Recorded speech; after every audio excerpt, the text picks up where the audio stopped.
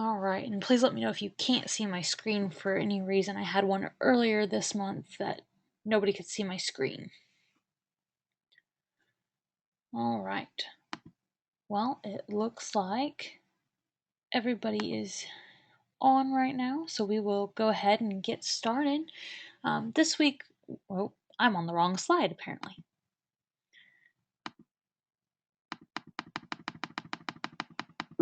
Haha, here we go. Okay, this week we're going to be talking about when you just can't make ends meet.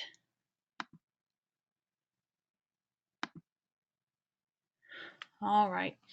I know this is going to be hitting home for some of you because you're just really in that stuck spot where you've got more money going out than you have coming in, and a lot of you that are in that position just don't have any savings to deal with that overage.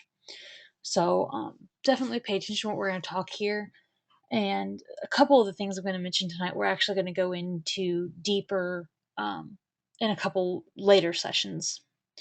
So if I'm not answering what you want to know, if you're wanting to know more about something, make sure you hit me up over here in the questions or chat and let me know.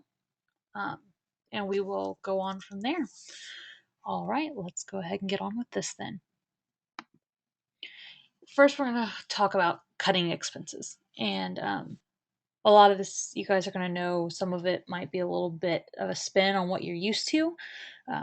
And this is going to hurt for some of you. I know it did for me when we were in this spot. First, when you feel like you've cut your budget as far as you can cut it and you're sitting there at the bare basics and you're like, I can't cut anymore. Go through your bills one more time and look, those basics that you're down to, are they really necessary? I mean, sit there with every bill and look at that. If you're about to lose everything, you don't need that data plan on your phone. Sorry, you don't. Get by with a basic plan of just talk and text. You don't need the data. Shut it off. Use your Wi-Fi at home. Whatever you need to do. You don't need the high-speed internet unless two things. You depend on it for work or you depend on it for school. If you're not in school and you don't need it to work from home, get rid of it. If you're using it for those two things, see if you can go down to a lower speed. A lot of times you're not even going to notice the difference. If you're about to lose everything, you don't need Netflix, you don't need Hulu, and you definitely don't need cable or dish.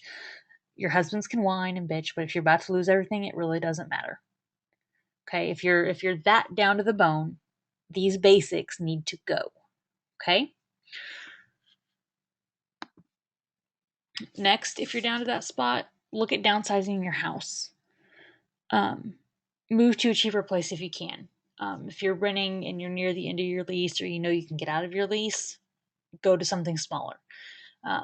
When we really hit rock bottom, when I was at that place where the repo guy was knocking on the door, and I mean we were just so broke, that's what we did. Our lease was up, and we weren't going to be able to renew it anyways. And we moved from a 4-bedroom, 2,000 square foot house to a 600 square foot 2-bedroom apartment. It sucked. I cried. And it was the most miserable 6 months of our marriage, I guarantee you. I mean, it was horrible. We loved that house we were in. We loved the space. And honestly, we loved having my husband's brother and one of our friends living with us. And moving to this tiny apartment with 2 little kids sucked. Like, I didn't get to unpack anything for that 6 months. But you know what? We caught up on our bills, and that stress went away. And it really was the beginning of our road that put us where we are now, where I don't have to deal with that fear every day. I don't have to feel sick to my stomach when I answer the phone or open the mail, because we made that step and majorly downsized our housing. Okay, if you're owning your home and you're upside down, that may not be an option. Moving to a cheaper place may not be an option, but there are other things you can do. You can use up less living space. If you have a second floor, you can move all down to the one that's going to cut your utilities. If you close off that area you're not using, If you can move into lower space, you can also rent out that space that you're, if you can move everything out of your basement. That's what we did when we had the big house. I mean, we really didn't need the money when we first got there, at least we didn't think we did. But since we had this whole bottom floor with a bathroom, a bedroom, and family room that we weren't using, we had roommates move in and out until my husband's brother ended up living with us permanently for about a year and a half. Um, and it was nice to have that extra money coming in. Um, if you're really desperate, and we've also been here, done that, move in with family. Again, it sucks, and I don't recommend doing it if you don't have to. But I mean, when it comes down to it, if you're really desperate or really serious about paying off your debt or saving some money, move into with family. We did that right before the twins were born. We had a 4-year-old, a not quite 2-year-old, and I was, 35 weeks pregnant with the twins. And we packed up our entire house into storage and moved in with my in-laws. They cleaned out one whole bedroom for us, so that was where my husband and me and the baby stayed. And then like our other two kids stayed in like their spare bedroom, and like, she didn't move anything out. And we had like her office turned into kind of like our family room, so that we had a little bit of our own space. And that was also a pretty miserable 6 months, but again, it was totally worth the financial strain that it took off of us. Um, we were able to pay off so much. I mean, not nearly everything, but a lot of money while we were staying with his family. And again, it really alleviated that stress, especially because we were in the middle of a transition with his job. So again, if you're desperate, you can move in with family and really reap some financial rewards from that, though you may lose some sanity. But just remember, it's an option if your family's willing to work with you on that. The last thing you can do that you might not think of for cutting expenses is to barter. I mean, you can barter for anything and everything. Um, if you have a skill, use it. If you have boxes of clutter, extra dishes, I mean, you name it, you can barter with it. It's kind of a lost art, and it's something that's kind of seeing a bit of a revival, but we've done it. I did laundry for babysitting with the neighbors when I was pregnant with the twins. Um, I would do their laundry, and then they would babysit on the days that Josh and I both worked. I do it now with my design skills and my tech knowledge. I've bartered for other services I need for my business. Heck, I've bartered for like, um, oh gosh, brain dead. Um, Sorry, everyone here's suffering colds, and I think I'm starting to come down with mine. Anyways, I've done it to get like stuff at the farmers market. I've designed logos for vendors that are there and gotten free produce and eggs and stuff. Um, and then I know people, other friends of mine, that have bartered all sorts of stuff. I mean, dishes packed up from when they um, like combined their families. They've bartered that for lawn care. Um, and I've babysat kids in turn for lawn care. I mean, there's so many. I mean, it's not just physical stuff you can barter, but skills and time, and that can really reduce your expenses. Um, I mean, we've gotten a good portion of our grocery budget that way. We've had our lawn care paid for that way. Reducing childcare that way is a huge expense you can get taken off. So it's just something to think of. Do you have something you can trade to reduce some of those expenses? Um, and I guess another good thing for this is Y memberships. Oftentimes, if you'll work part time in their childcare, you get your family membership free and your childcare while you're working. So it's kind of a great part time job too that falls into that bartering category. So there are things you can do beyond just the simple cut cable, spend less on groceries. So when you really think you've gotten to that bare bottom, you can still go lower on your budget. Um, when you get to the point where you really, really can't go lower on your budget, you probably have an income problem. And this is where we spend a lot of our time this last couple of years. Um, there will eventually be a point where you really can't cut anything back and you just need more money. One of the first things people think of for this is get a part-time job. Um, I know a lot of you all are stay-at-home moms, and so you don't really want to work. But I mean, if you're down there where you're really feeling like you're going to lose everything, then it's time to do something, to contribute somehow. Other not that you're not contributing as a stay-at-home mom, but to bring in some finances to stabilize everything until there can be a major shift. It doesn't have to be a permanent thing. And especially for those of you that have fought to be stay-at-home moms, it can just be a short term. We can stop when we get to X milestone, Y milestone, whatever it is.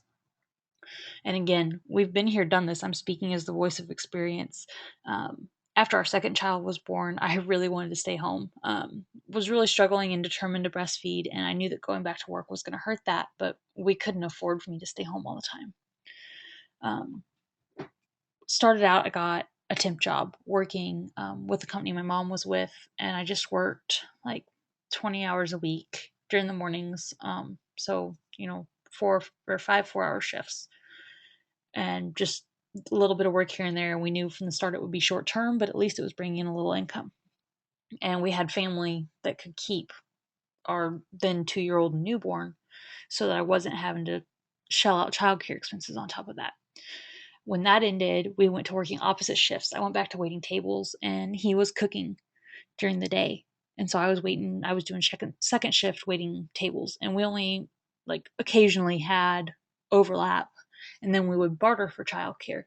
So again, I was able to bring in income part time and work opposite shifts, so we weren't having to shell out childcare, which is usually the shifting point of whether or not the mom should go to work.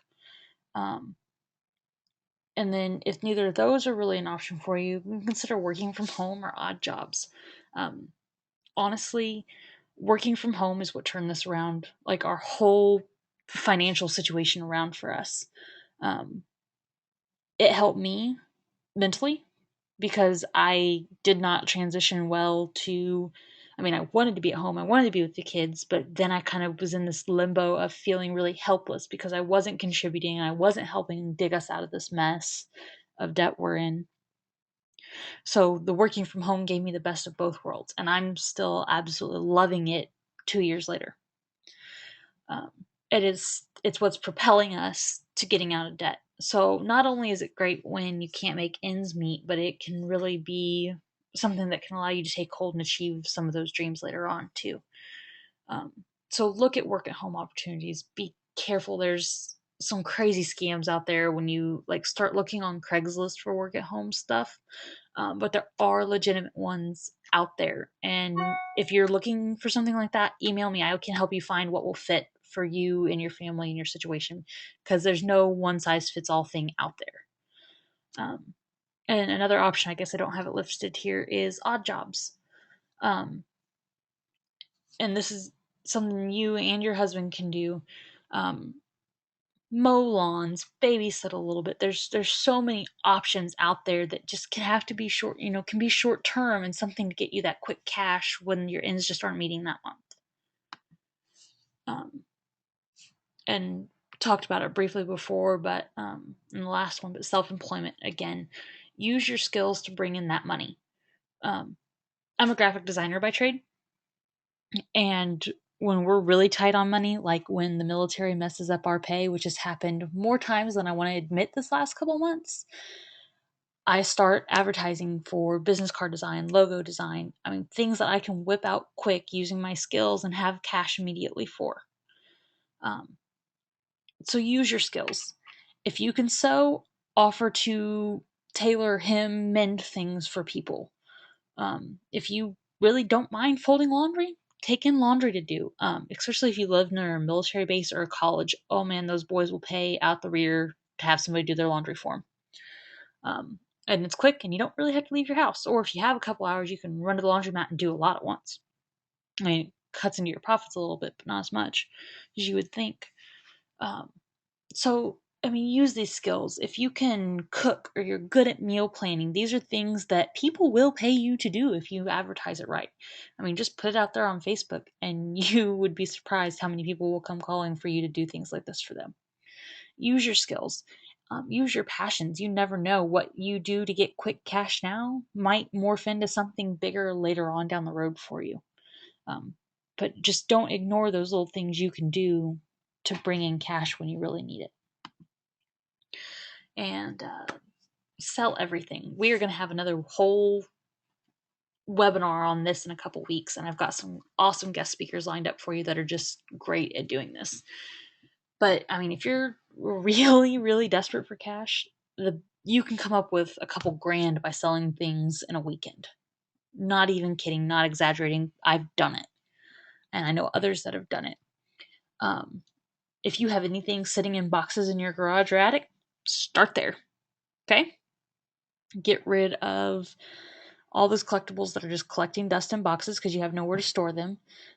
Furniture, particularly if it's something you're not really using and it's just a clutter collector, get rid of it. If you're desperate for cash, sell that house down to where you just have a couch, a table, and beds left. Furniture is not a need. Okay, if you're that desperate, and especially if it's coming down to losing your house or getting that, sell it, sell it, sell it, sell it. If it's clutter, sell it not just because of the money, but because you need that space in your life. Okay, it's a double thing right there for you.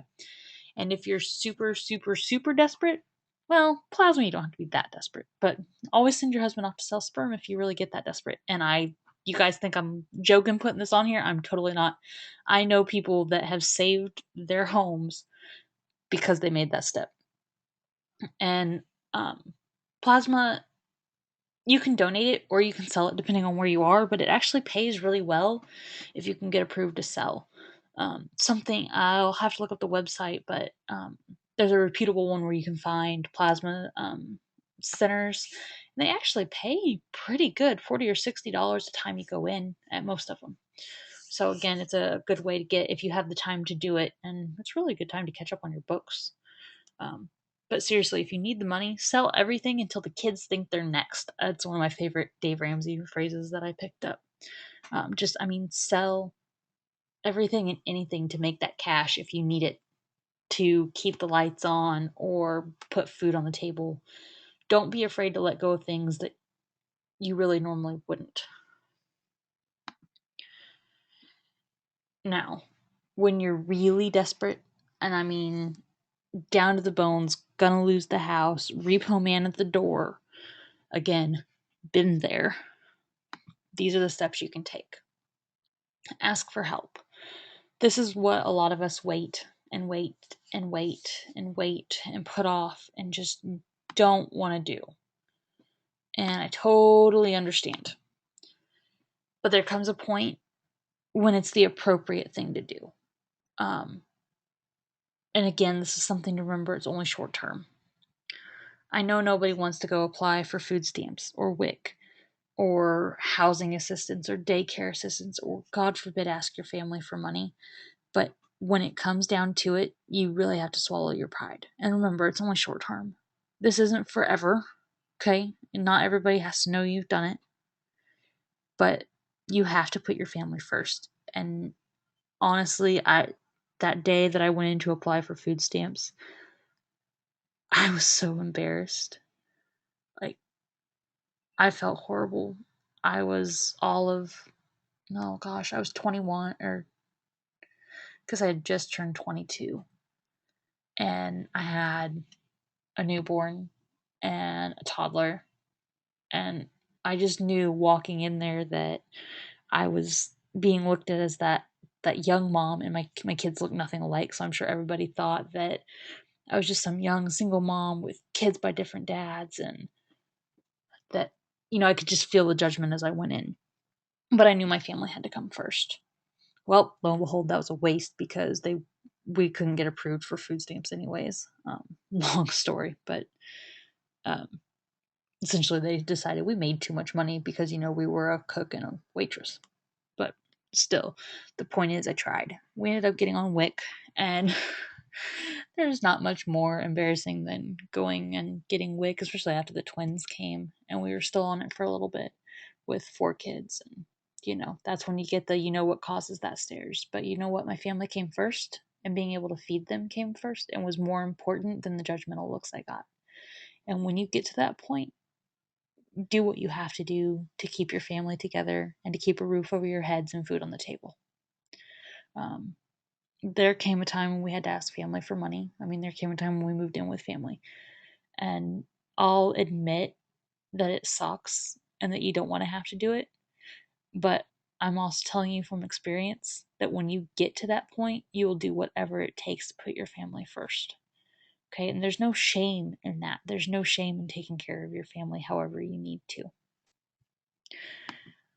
When you're desperate and you're not making ends meet and you have to start, robbing Peter to pay Paul, look at your 4 walls first. These are the things when you start having to choose what gets paid and what doesn't. These are the things that get paid first.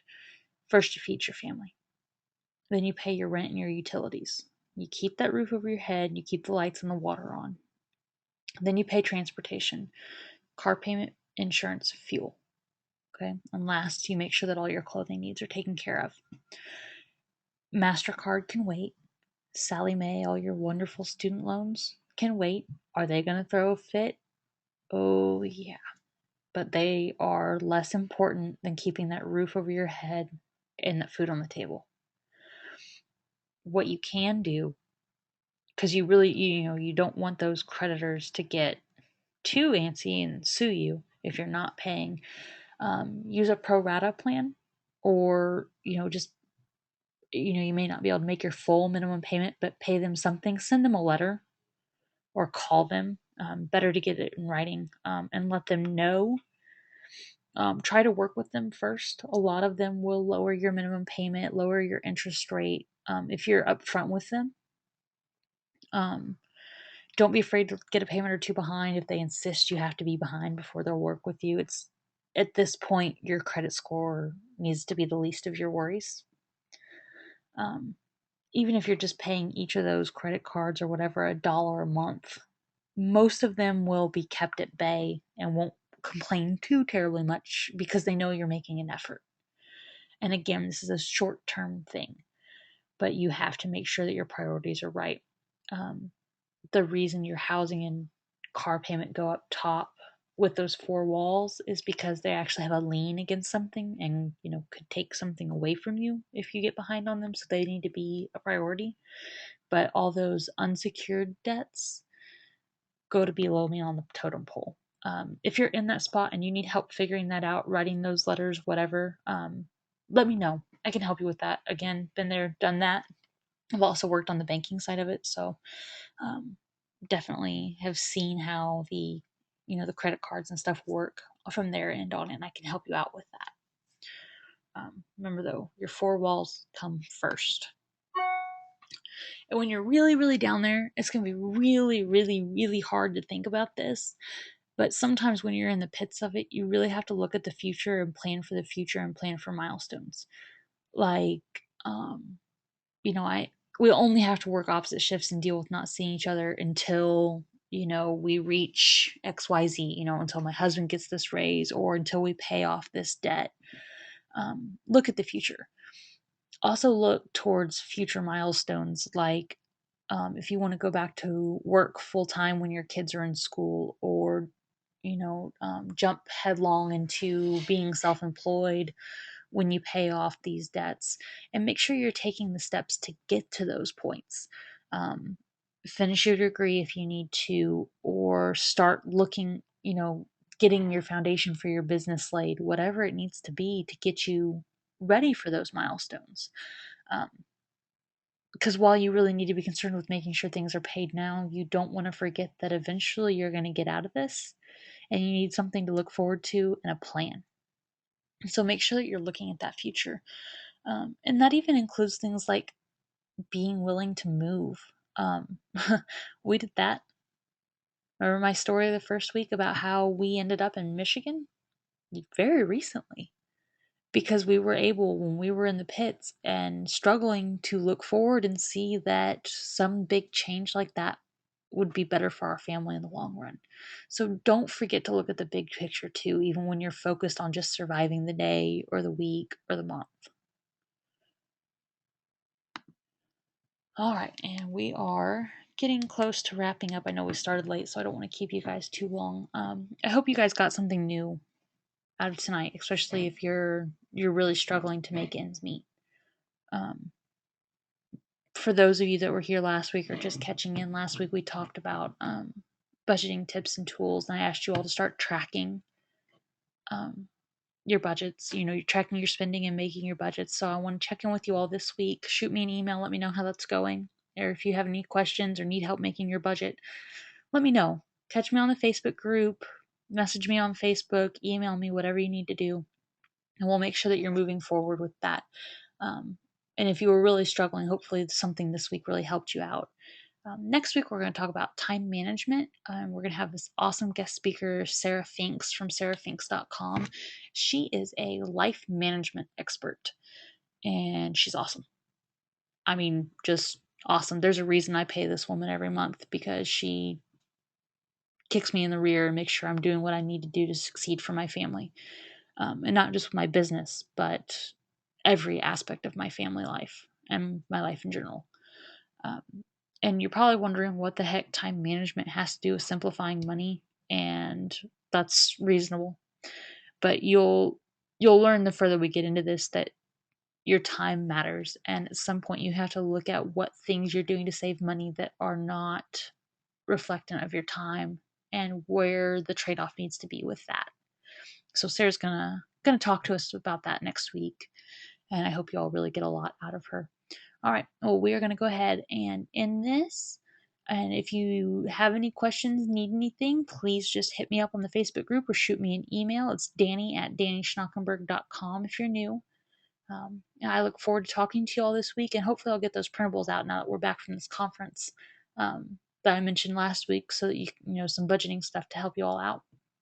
All right. Well, I will talk to you all next week. Have a good one. And again, let me know if you need anything. Have a good night, folks.